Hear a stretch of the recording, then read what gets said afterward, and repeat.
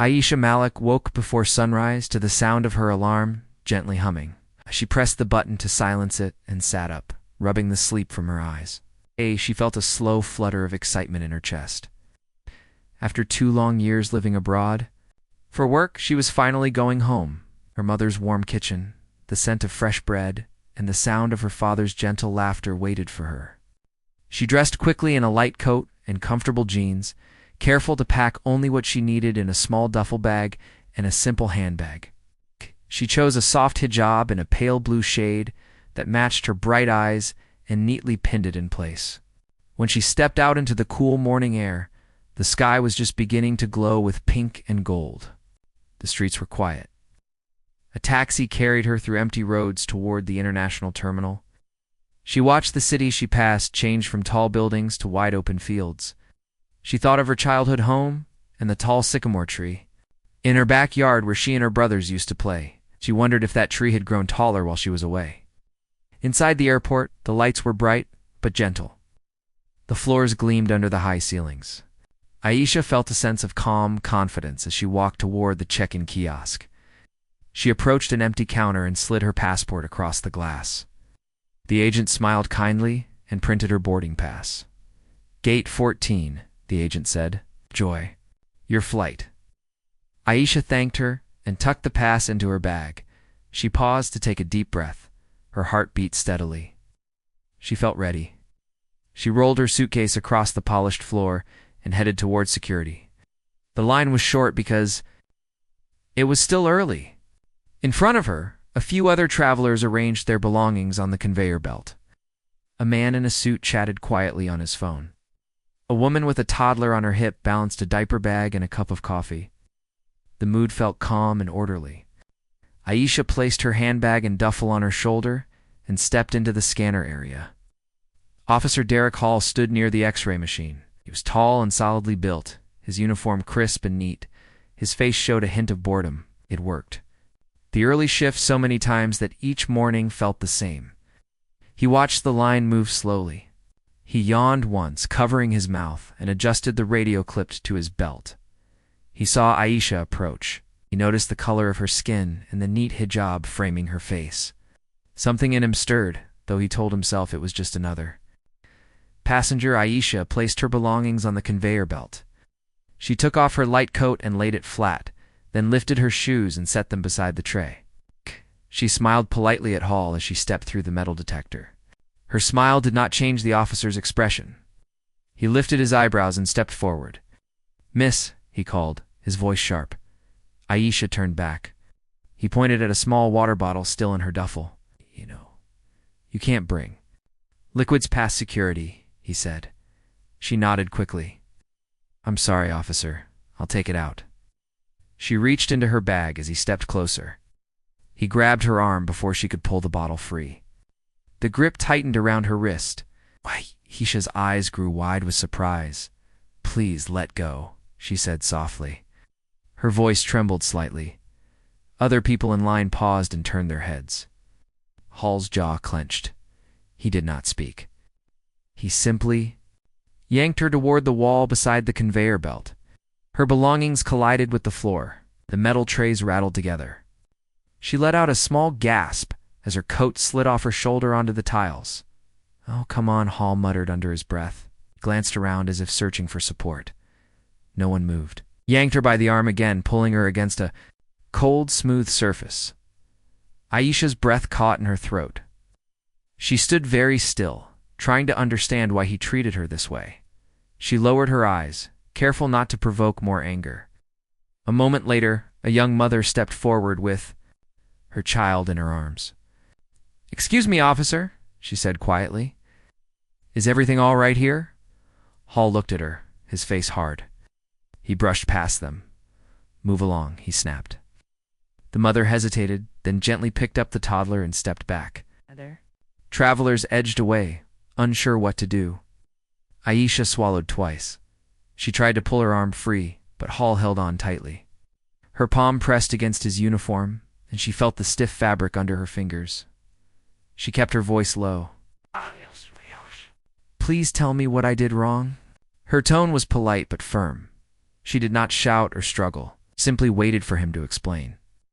Hall's eyes flicked past her to the camera of a bystander who had pulled out a phone. The small red light blinked in the corner of the security area. Hall scowled. "Stop filming," he barked. The bystander lowered the phone, but the recording light stayed on.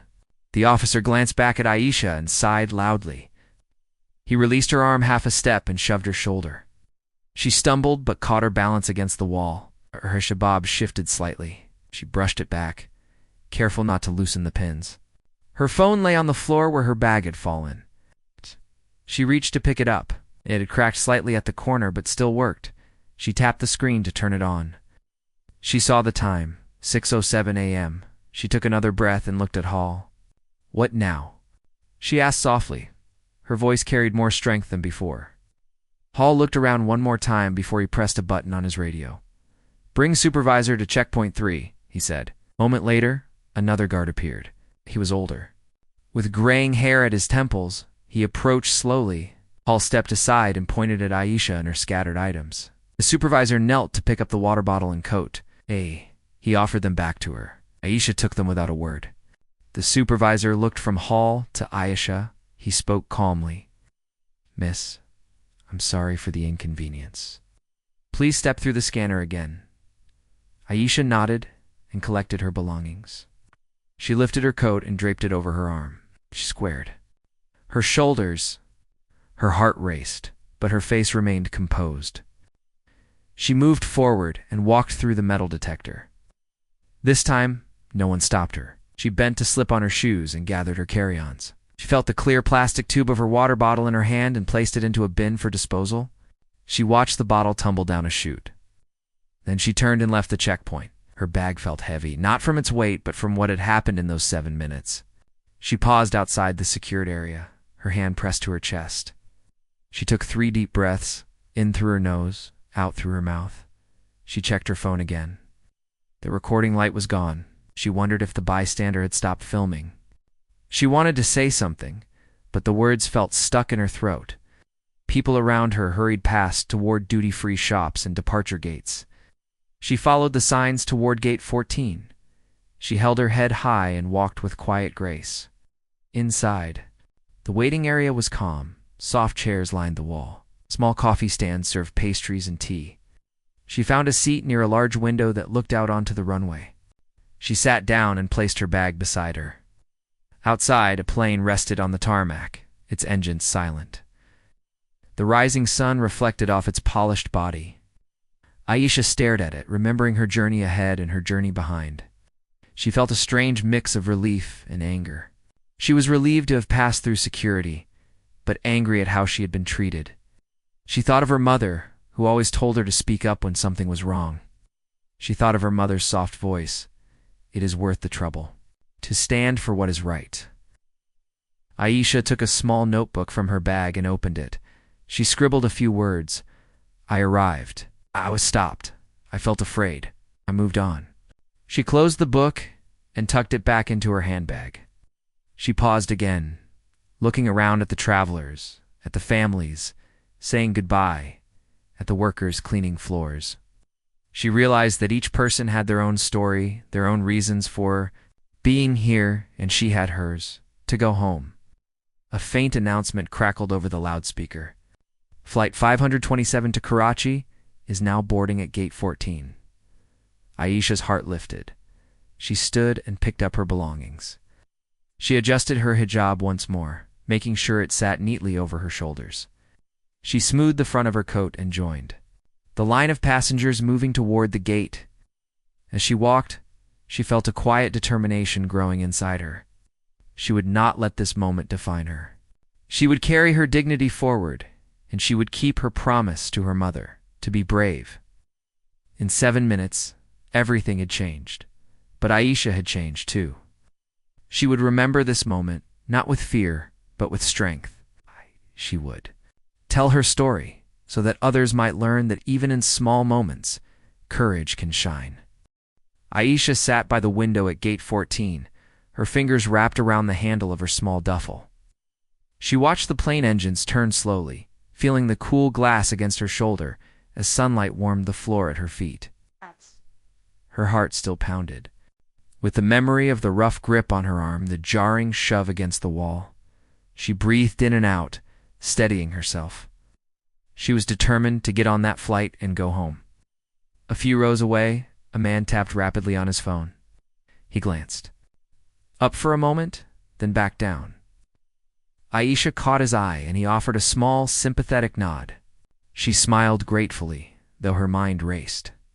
She was not used to displays of anger in busy places. Security checks felt routine, but now she saw how one person's fear and prejudice could turn routine into turmoil. She swallowed and placed her water bottle on the small table beside her seat. She touched the cap lightly, remembering how the officer had pointed to it as though it were proof of some crime. Behind her, the speaker crackled. "Attention, passengers on Flight 527 to Karachi. Boarding will begin in 10 minutes. A faint cheer rose from around the waiting area. Aisha took out her phone and unlocked it. Her screen lit up with notifications. Hundreds of messages, social media likes, and news alerts. Her chest tightened. She scrolled and saw a video playing itself. It showed her being pressed against the wall by a tall officer. She saw Marcus Lee hold his phone steady, lens focused on the badge number. The caption on the post read, "Racist cop attacks hijabi woman for no reason. Hashtag Justice for Asia." She clicked. The video played in slow motion for a moment, then sped up. She saw her coat drop to the floor. She saw herself trying to stay calm while he spoke. Her voice was barely audible, but her fear showed in her eyes. The video was only 7 minutes long, but it felt like a lifetime. Comments scrolled by under the post. Some were angry, some were supportive. A few were cruel, asking whether she had done something wrong. But most spoke of solidarity and outrage. Aisha felt her throat tighten. Her mother had always taught her that silence could cause more harm than words. But now she wondered if speaking up would invite more attention than she wanted. She tapped the share button and sent the video to her sister back home with a short note. "Please tell Mama I'm okay." Within seconds, her sister replied, "Mama prays for you every day. She will be so proud of your strength." Aisha smiled at the message. Her mother's gentle voice echoed in her mind. Courage is louder than fear. Nearby, 2 airline staff in navy blazers spoke in low voices. Aisha heard one say, "Did you see that video?" The other nodded. "It's all over the internet. Security's going to be a mess for hours." The first shook his head. And the airport statement just dropped. They're promising a full review.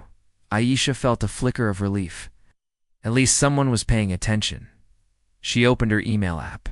A new message from the airport authority sat at the top. She tapped it. The subject read, "Update on security incident, apology, and next steps." Her finger hovered over the screen. She opened it. The letter acknowledged the unfortunate interaction at Checkpoint 3 and offered sincere apologies. It said the airport would retrain all staff on proper procedure and respect for all passengers. Aisha read the words carefully. They sounded formal and distant, but they were a start. Her phone buzzed again. This time, it was a text from Marcus Lee. He had added her to social media and sent a gentle message. "I hope you're okay. If you need a statement or help, let me know." Aisha felt a wave of gratitude. Marcus had risked his job that morning by filming the video. Could have been ordered to stop, but he stood his ground. She tapped a reply. "Thank you, I may reach out soon. Right now, I need to board my flight." She hit send. She stood and slung her bag over her shoulder. She folded her arms across her chest. She paused at the boarding line and took a deep breath. Around her, people showed their boarding passes and stepped onto the jet bridge. A flight attendant greeted them. With a polite smile, when it was her turn, Aisha handed over her pass. The attendant looked at her name and said, "Welcome aboard, ma'am." Aisha nodded and walked into the cabin. Inside the plane, she found her seat by the window. She placed her bag in the overhead bin and buckled her seatbelt. She pressed her forehead against the cool pane and watched the tarmac below. Other passengers settled in around her. Young couple held hands. A businessman checked his laptop, and a child drew on a small tablet.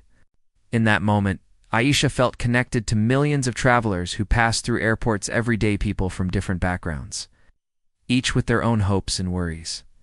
The plane door closed with a soft thud. The engines roared to life. As the aircraft began to taxi, Aisha's phone buzzed again. She opened it and saw a notification from a civil rights group. They had started an online petition, calling for justice and accountability. It already had thousands of signatures. Aisha scrolled through the comments. Many people shared similar experiences of mistreatment at airports or in everyday life. She saw posts in English, Arabic, Urdu, and countless other languages. The moment was bigger than she was. Story had sparked a conversation about respect and equality. She closed her eyes and let the gentle hum of the engine soothe her. She pictured her mother's face and the aroma of fresh bread waiting at home. She imagined warm hugs and laughter around the dinner table. She held on to that image as the plane lifted off. The ground slipped away, and the city lights faded behind her. She felt herself rising above fear and doubt carried by thousands of kind words and shared hopes. In her seat pocket lay the in-flight magazine. She reached in and opened it, but her eyes traced the clouds outside instead of the glossy pages. She thought about what she would say if someone asked her to speak out. She knew she could tell the story simply: a woman in a hijab was treated with unnecessary force. She could talk about the water bottle and the small misunderstanding that revealed a much larger problem. She could talk about dignity and courage. The flight attendant dimmed the lights as the plane climbed higher. Soft music played in the cabin. Aisha touched the little notebook in her bag. She remembered the words she had written. I arrived. I was stopped. But I moved on. She reached inside and pulled it out. She opened a fresh page and wrote, I left with more than I came. I carried kindness, and I carried my story. She paused and looked out through the window into the endless sky. She felt a calm resolve. Her own way, she had already changed. Something. The video had shown her fear, but also her strength. It had shown the world that one act of cruelty could meet entire waves of support. She closed the notebook and returned it to her bag. As the plane leveled off, she reached for her phone one more time. She typed a short post. Today I faced fear. Today I found strength. Thank you to everyone who has shown me support. Let us all treat each other with kindness. She hit post and watched the little spinning icon appear. She knew that words might inspire someone else to speak up. A soft chime indicated that the message had gone out. Aisha sat back, her hand resting lightly on her heart. She felt a gentle peace. She was returning home, and she was not the same person who stepped into the airport that morning. She was stronger, braver, and more certain of her own worth. And when the plane touched down in Karachi, she would step off with her head high, ready to share her story in a way that could help others find their own courage. Aisha stepped off the plane into the warm Karachi air and paused for a moment to let her eyes adjust. The sunlight felt bright against her face after the dim cabin. She walked through the jet bridge, her bag resting lightly on her shoulder. Step felt steady and sure. Families greeted each other, children ran ahead, and a sweet smell of chai drifted through the hall. She moved toward the arrivals area, looking for her sister, Sarah, and her mother. Her heart fluttered even though she had seen Sarah's smiling face on video calls many times. Seeing her in person felt like a dream come true. When she spotted her mother's familiar shawl and Sarah's excited wave, she hurried forward. Her mother opened her arms wide. Aisha lifted her bag and stepped into the embrace. Her mother's hands trembled slightly as she touched Aisha's cheek. My brave girl, she whispered, and her voice quivered with relief. Sarah wiped away tears. We watched everything online, Aisha, she said softly, leading her toward a waiting wheelchair. Aisha shook her head gently. I am fine now, she said, offering a small smile. But inside she felt tired and overwhelmed by how quickly her life had changed. They moved through the crowd toward the baggage area. As they walked, Sarah kept glancing at her phone. Look at this, she said, holding it up for Aisha to see. The same video had now been shared by news outlets. Airport Authority had posted a statement apologizing again and promising a thorough investigation. Comments under the posts ranged from angry demands for justice to messages of support. Aisha felt relief that people cared, but she also felt the weight of unexpected fame. She squeezed Sarah's hand and let her mother wheel her toward the carousel bags. Tumbled onto the belt one after another, Aisha stood close to Sarah, scanning each suitcase. When she saw her small duffel, she reached for it and lifted it down. The metal clasp felt cool under her fingers. She looked back at her mother and sister. "Thank you for coming," she said, lifting her bag onto the cart. Her mother nodded, eyes shining. "We would not miss this," she said. "Everyone deserves to come home safely." Aisha felt a warm glow in her chest. Home no longer felt far away. Outside the terminal, a cluster of reporters waited behind a low barrier. Cameras' lights flashed as passengers emerged. Aisha's sister let her pass them, but one reporter stepped forward. He held out a microphone. "Ms. Malik," he called, "do you have any comments about the video at the airport?" Aisha stopped. Her mother stepped in front of her, placing a hand on her shoulder. Sarah spoke first. "My sister is tired after a long flight," she said firmly. "We will give a statement soon." The reporter nodded and backed off. Aisha's heart pounded, but she nodded to Sarah in thanks. They climbed into a waiting car. The driver greeted them politely and helped with the luggage. When the doors closed, Aisha leaned back against the seat and closed her eyes. The engine started, and the city road unfolded before her. Buildings rose on either side, and vendors called out from stalls. She thought about the morning's events and the way the world had watched her. She felt proud that her dignity had held firm under pressure. She thought of Marcus Lee and his steady hand on the camera.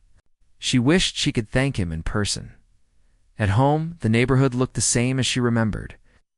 Bunting and pennants hung between street lamps, and children played cricket in the dusty lane. Neighbors peeked through gates and greeted Aisha. With warm waves, she felt remembered and loved.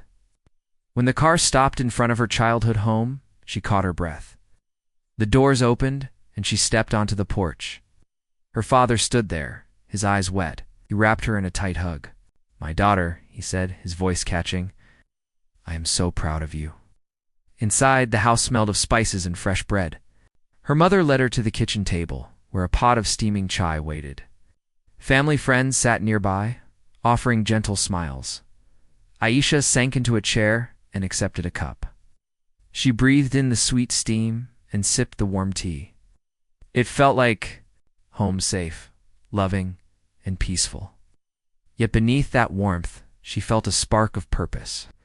She knew that her experience could help others. She had seen how quickly a single act could ripple through thousands of lives.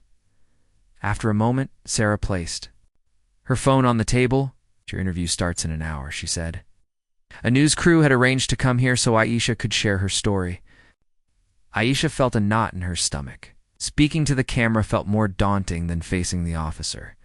But she had promised to speak up. She nodded. "Let them in," she said. She stood and smoothed her coat. Her mother reached out and patted her hand. "Be yourself," she said. "Speak from your heart." The reporter and cameraman arrived soon after. They set up a small light and a microphone.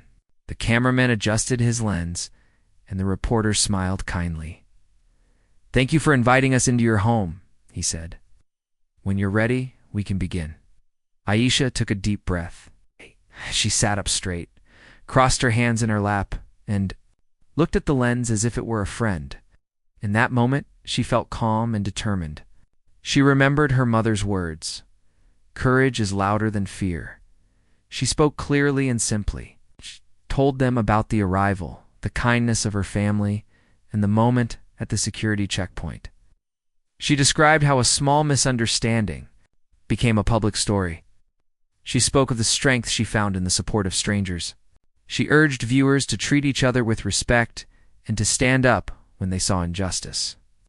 Her voice was steady, and her eyes shone with quiet conviction.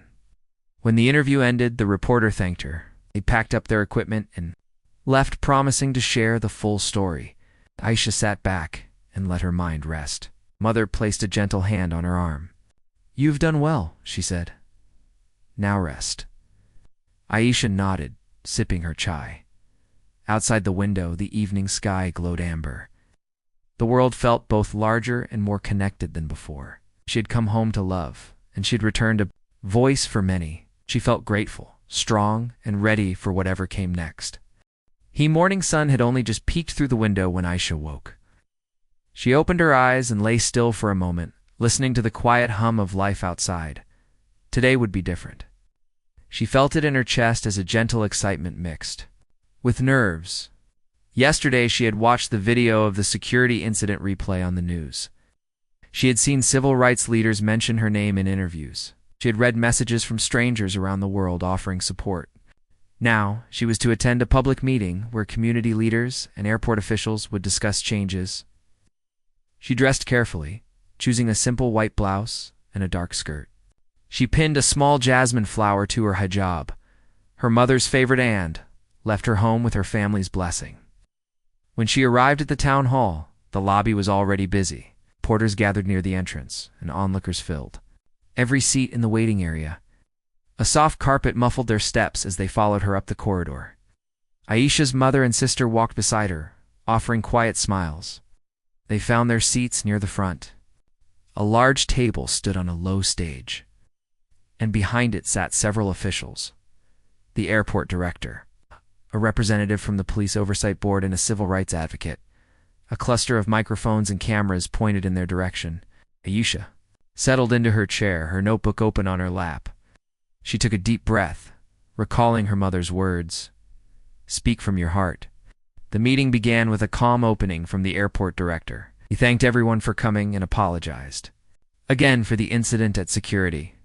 He outlined plans for new training programs, better supervision, and clearer policies on passenger rights. The civil rights advocate spoke next about the importance of accountability. He read aloud some of the comments people had posted online, stories of other travelers who faced discrimination in airports and beyond. The audience murmured in agreement. Aisha listened, her fingers tapping lightly on the notebook. She felt a surge of hope. This conversation was not just about her, but about everyone who experienced injustice. When it was her turn to speak, the room fell silent. She stood and smoothed the front of her blouse. Her heart fluttered, but her voice stayed steady. She thanked the officials for their willingness to listen. She described what had happened, but she focused on how simply being treated with respect could change a person's day. She told them about the support she had received from friends in her neighborhood, from strangers online, and from her own family.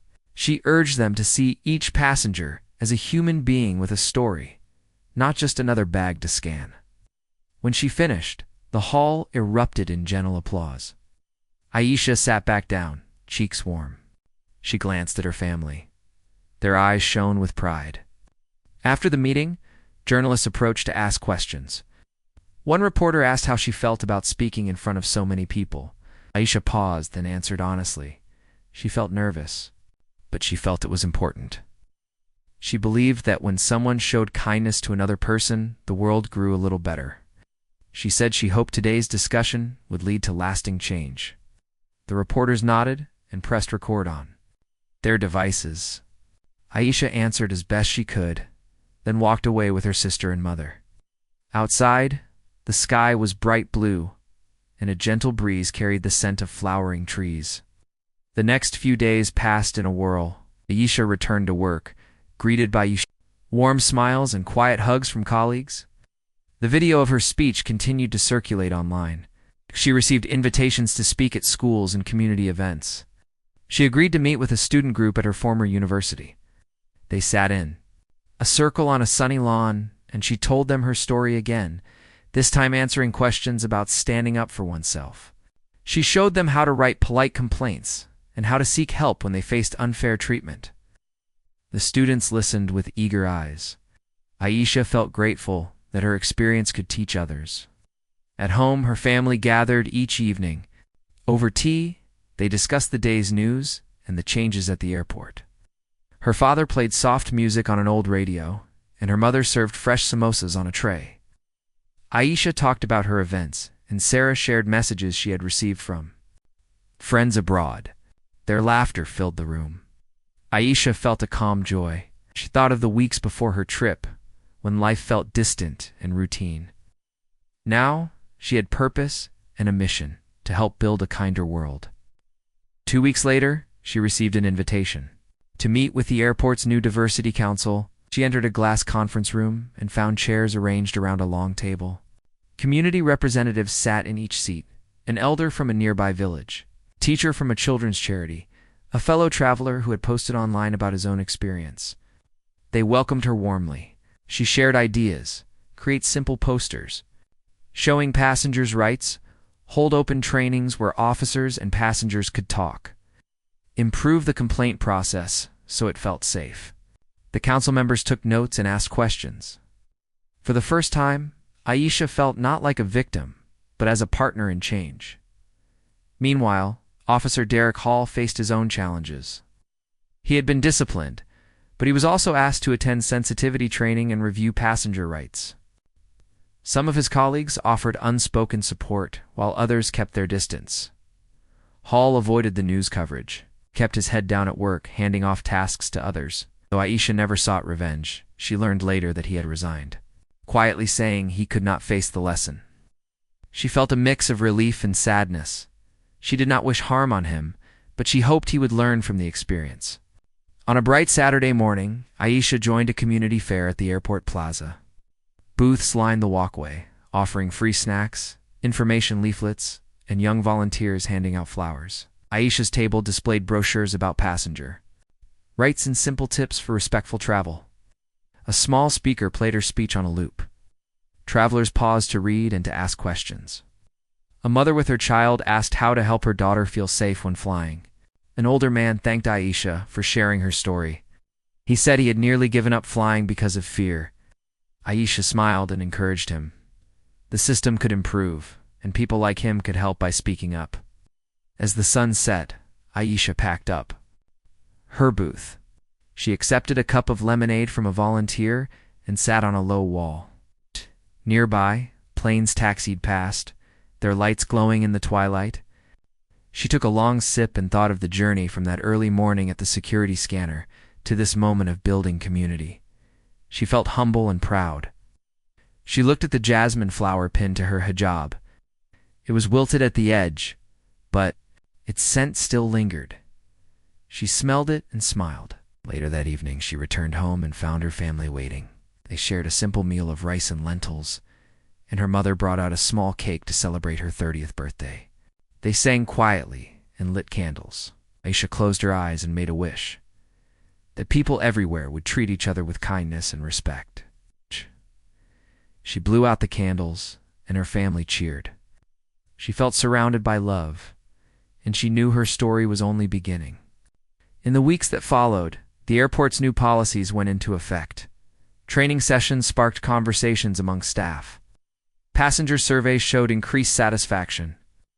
Journalists returned to report on the positive changes. Aisha read the articles with a sense of calm accomplishment.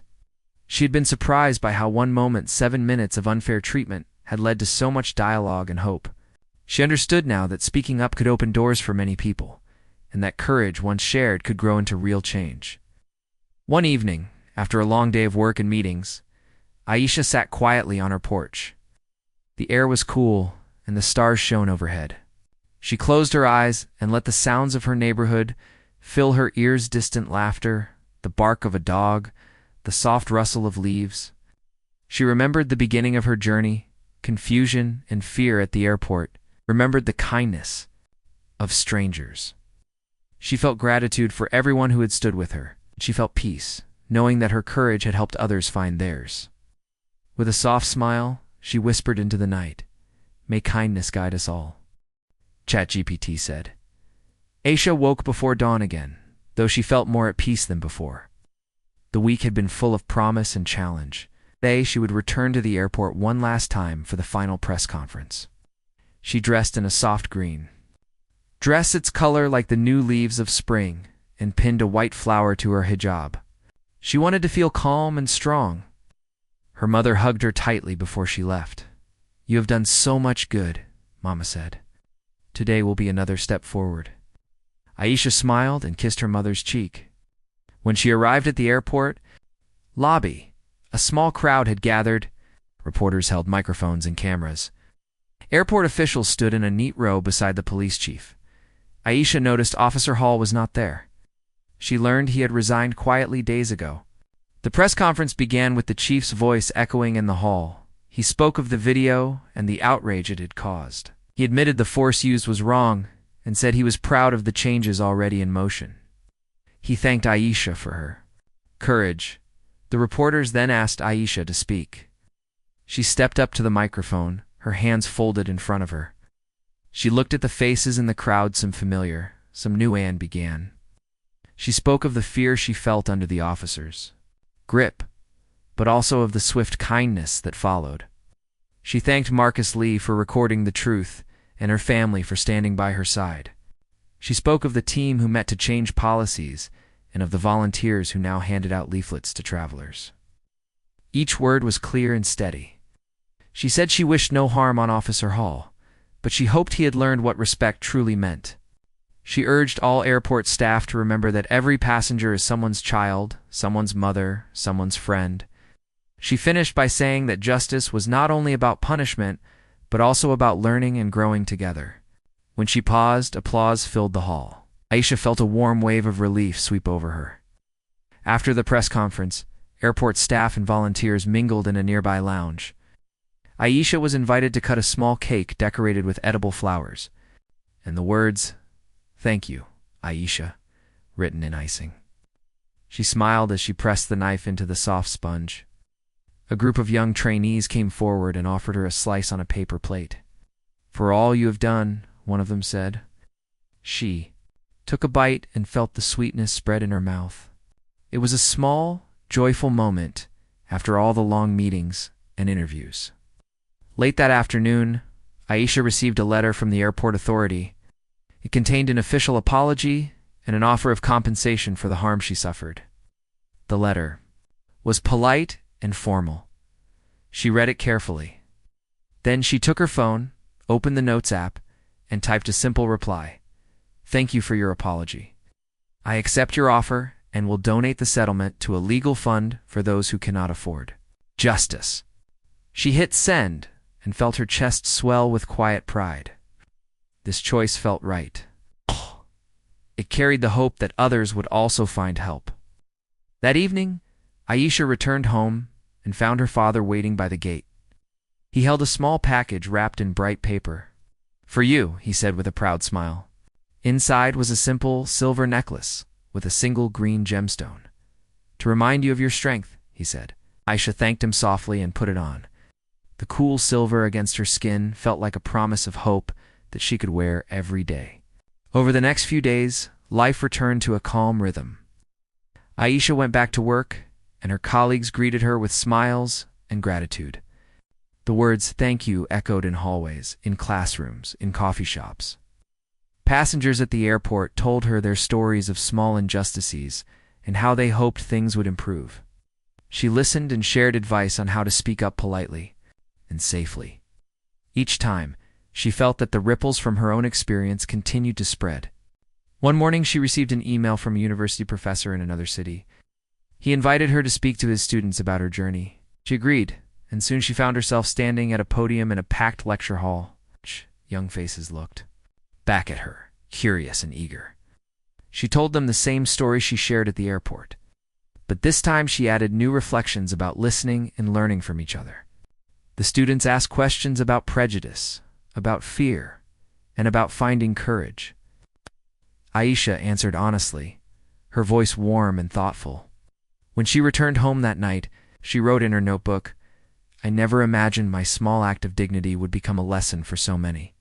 But if we each share our stories, we make room for kindness." She closed the book and placed it beside her bed. Weeks later, she stood again at the international terminal, this time simply as a traveler. Her boarding pass in hand, she stepped through security without pause. The officers greeted her with polite smiles. She walked to the gate and sat down to wait. She felt a quiet joy in the routine of traveling, now made safe by the changes she helped bring about. When her flight was called, she joined the line. Behind her, she heard a voice whisper, "There she is, the woman who changed everything." She turned and saw Marcus Lee standing a few feet away, holding a cup of coffee. He waved. She waved back with a warm smile. They met at the gate door. "I'm glad to see you traveling in peace now," he said. She nodded and thanked him for everything. As she stepped onto the plane, she felt the weight of her journey lift. She found her seat and settled in, placing her bag in the overhead bin. She looked at the window and thought of home, her family, her community, and all the people she had met along the way. She felt connected to a story much larger than her own. The engines roared to life and the aircraft moved down the runway. As they lifted into the sky, Aisha watched the city shrink below her. She reached into her bag and pulled out her notebook. On a new page she wrote, "I flew once with fear, but now I fly with hope." She closed the book and placed it gently beside her. Above the clouds, the light shone softly through the window. Aisha rested her head against the seat and allowed herself to breathe deeply. She thought of all the moments, the rough grip at security, the kindness of strangers, the meetings and speeches, the gentle support of her family. Each step had led her here. She felt peace in knowing that she had turned pain into purpose. When the flight attendant offered her a cup of tea, she accepted and held the warm mug in her hands. She felt the steam rise and breathed in its comfort. Below her lay a world of sunlit fields and winding rivers. Ahead was another chapter of her life, filled with travel, with learning, and with sharing her story. She closed her eyes for a moment and whispered a quiet thanks. In her heart, she carried the promise of kindness and the power of one brave voice. As the plane soared above the clouds, Aisha Malik knew that her journey had come full circle, not as a victim, but as a messenger of hope.